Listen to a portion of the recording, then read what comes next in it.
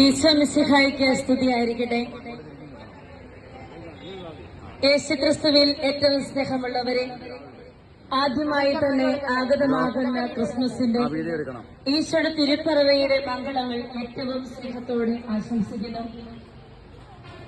യെശയ്യാ പ്രവാചകന്റെ പുസ്തകം 9-ാം അധ്യായം 2-ാം തിരുവചനം ഇങ്ങനെ പറയുന്നു: അന്ധകാരത്തിൽ കഴിഞ്ഞ ജനം ഒരു പ്രകാശം കണ്ടു. കൂരിരുട്ടുന്ന ദേശത്ത് വസിച്ചവരുടെ മേൽ ഒരു പ്രകാശം ഉദയം ചെയ്തു. പാപത്തിലണ്ടുപോയ മനുഷ്യവംശത്തെ രക്ഷിക്കുന്നതിന് വേണ്ടി,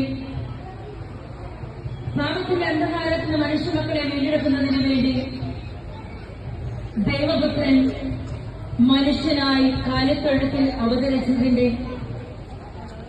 2000 വർഷങ്ങൾക്ക് മുൻപ് അവതരിച്ചതിന്റെ ഓർമ്മയാണ് ക്രിസ്മസ് ദിനത്തിൽ നാം അനുസ്മരിക്കുക.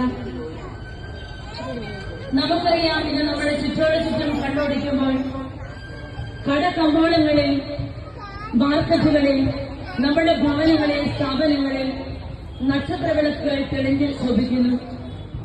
ക്രിസ്മസ് ട്രീകൾ ഉയർന്നു നിൽക്കുന്നു. ക്രിസ്മസ് ക്ലബ്ബുകൾ ഒരുങ്ങിക്കൊണ്ടിരിക്കുന്നു. ഈശോയെ വരവേൽക്കുവാനായി, ഈശോയെ ഹൃദയത്തിൽ സ്വീകരിക്കുവാനായി. യെശയ്യാ പ്രവാചകന്റെ പുസ്തകം 54-ാം അധ്യായം 10-ാം തിരുവചനം: മലകൾ അകന്നുപോയേക്കാം, കുന്നുകൾ മാറ്റപ്പെട്ടേക്കാം, എങ്കിലും എന്റെ അചഞ്ചലമായ സ്നേഹം നിന്നെ പിരിയുകയില്ല, എന്റെ സമാധാന ഉടമ്പടിക്ക് മാറ്റം വരികയുമില്ല. യെശയ്യാ പ്രവാചകന്റെ പുസ്തകം 49-ാം അധ്യായം 15-16 തിരുവചനങ്ങൾ: മുലകുടിക്കുന്ന കുഞ്ഞിനെ അമ്മയ്ക്ക് മറക്കാനാകുമോ? പുത്രനോട് പെട്ടെന്ന് കരുണ കാണിക്കാതിരിക്കുന്നു. അവൾ മറന്നാലും ഞാൻ നിന്നെ മറക്കുകയില്ല. ഇതാ, നിന്നെ ഞാൻ എന്റെ ഉള്ളം കയ്യിൽ രേഖപ്പെടുത്തിയിരിക്കുന്നു.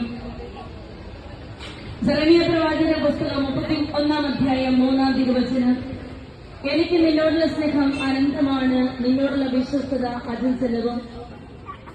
ദൈവപിതാവിന് നമ്മോടുണ്ടായിരുന്ന അനന്തമായ സ്നേഹം, ഓരോ മനുഷ്യമക്കളോട് ഉണ്ടായിരുന്ന അനന്തമായ സ്നേഹമാണ് തന്റെ പ്രിയപുത്രനെ ഈ ഭൂമിയിലേക്ക് അയക്കുവാൻ ദൈവപിതാവിനെ പ്രേരിപ്പിച്ചത്. പിതാവിന്റെ ഹിതത്തിന് പൂർണ്ണമായി വിധേയപ്പെട്ടുകൊണ്ട് ദൈവപുത്രൻ മനുഷ്യനായി ഈ ഭൂമിയിൽ ഏറ്റവും എളിയവനായി, ദരിദ്രനായി ഒരു കാലത്തൊഴുത്തിൽ പിറന്നു.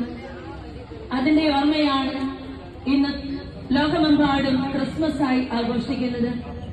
ക്രിസ്മസ് എന്ന് പറയുമ്പോൾ ഇത് ക്രൈസ്തവനേത് മാത്രമല്ല, നാനാജാതി മതസ്ഥരുടേതാണ്. കാരണം ഈശോ സ്നേഹമാണ്, സമാധാനമാണ്, ക്ഷമയാണ്, കരുണയാണ് നമ്മുടെ മുൻപിൽ തുറന്നു കാട്ടുക.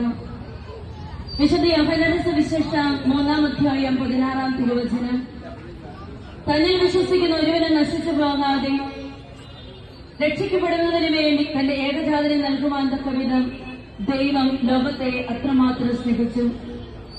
ഏകജാതൻ മനുഷ്യനായി മനുഷ്യമക്കൾക്ക് വേണ്ടി ഈ ഭൂമിയിൽ അവതരിച്ചു. നമ്മെയും ഈശോ ഓർമ്മപ്പെടുത്തുന്നത് ഈ ക്രിസ്മസ് ദിനത്തിലൂടെ സ്നേഹിക്കാനാണ്.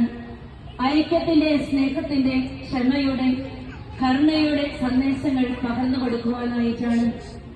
ഈ ക്രിസ്മസ് ദിനത്തിൽ ഈ സന്ദേശം നൽകുമ്പോൾ എന്റെ ഓർമ്മയിലേക്ക് വരിക വിശുദ്ധ മദർ തെരേസയുടെ ജീവിതത്തിലെ ഒരു സംഭവമാണ്.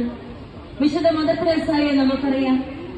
ലോറേറ്റ സ്കൂളിന്റെ പ്രിൻസിപ്പളായിരുന്ന മദർ തെരേസ കൽക്കട്ടയിലെ തെരുവോരങ്ങളിലെ പാവപ്പെട്ട ജനങ്ങളെ കണ്ടുകൊണ്ട് ആ സന്യാസ ഭവനത്തിന്റെ സുരക്ഷിതത്വമെല്ലാം ഉപേക്ഷിച്ചുകൊണ്ട് തെരുവോരങ്ങളിലേക്ക് പാവപ്പെട്ട മക്കൾക്ക് വേണ്ടി ഇറങ്ങുകയാണ്, വെറും 5 രൂപ മാത്രം കയ്യിലെടുത്തുകൊണ്ട്. അങ്ങനെ മദർ തെരേസ സഹായവുമായി വീടുകൾ തോറും കയറിയിറങ്ങുമ്പോൾ അമ്മ ഒരു വീട്ടിൽ ചെന്നു. അവിടുത്തെ അമ്മയും മക്കളും ഭക്ഷണം കഴിച്ചിട്ട് ആഴ്ചകളായി. അമ്മ ശേഖരിച്ചു കൊണ്ടുവന്ന അരിയും ഭക്ഷണ സാധനങ്ങളും അവർക്ക് കൊടുത്തു. കുറച്ചു കഴിഞ്ഞപ്പോൾ ഈ സ്ത്രീയെ കാണാനില്ല. ചോദിച്ചപ്പോൾ മനസ്സിലായത് ഇവരുടെ 2-3 വീടുകൾക്കപ്പുറം വേറെ ഒരു ഭവനത്തില് ഭക്ഷണം കഴിക്കാൻ ദിവസങ്ങളായി കഴിയുന്ന ഒരു കുടുംബമുണ്ടായിരുന്നു. ഈ തങ്ങൾക്ക് കിട്ടിയ സാധനത്തിന്റെ പങ്കും കൊണ്ട് ആ വീട്ടിലേക്ക് ആ സ്ത്രീ ഓടിയതാണ്. നമ്മുടെ ഹൃദയത്തിൽ, നമ്മുടെ മനസ്സിലും ഉണ്ടായിരിക്കുന്ന ഒരു ഭാവവും ഇത് തന്നെയാണ്. നമ്മൾക്കുള്ളത് നമ്മുടെ സഹോദരങ്ങളുമായി പങ്കുവയ്ക്കുക.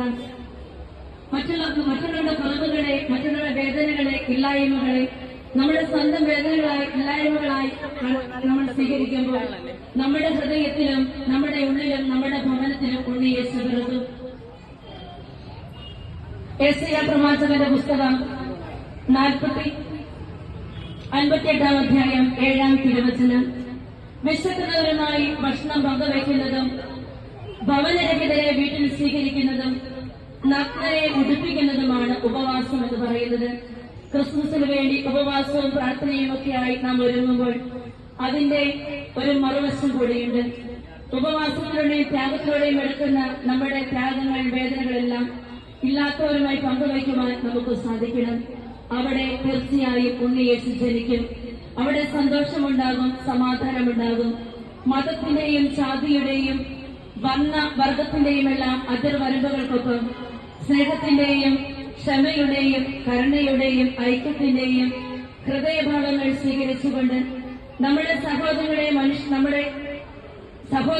കണ്ടുകൊണ്ട് നമ്മുടെ ഹൃദയങ്ങളിൽ ഓരോ മക്കൾക്കും ഇടം നൽകിക്കൊണ്ട് നമുക്കും ഈ ക്രിസ്മസ് ആഘോഷിക്കാം. നമ്മുടെ സഹോദരങ്ങളോടൊപ്പം, വേദനിക്കുന്നവരോടൊപ്പം നമുക്കും നല്ലൊരു നാളേക്കായി നമുക്ക് കരങ്ങൾ കോർക്കാം. 2000 വർഷങ്ങൾക്കപ്പുറം പുൽത്തൊഴുത്തിൽ പിറന്ന ഉണ്ണിയേശു നമ്മുടെ ഐക്യവും നമ്മുടെ സ്നേഹവും നമ്മുടെ കരുണയും കരുതലുമൊക്കെ കണ്ട് ഇന്നും സന്തോഷിക്കട്ടെ. അവിടെയാണ് ക്രിസ്മസ് യഥാർത്ഥത്തിൽ നമ്മുടെ ഹൃദയങ്ങളിൽ നടക്കുക. അതുകൊണ്ട് എല്ലാവർക്കും ഒരിക്കൽ കൂടി ഈ സ്നേഹത്തിന്റെയും കരുണയുടെയും കരുതലിന്റെയും ക്ഷമയുടെയും ക്രിസ്മസ് സന്ദേശം നൽകിക്കൊണ്ട്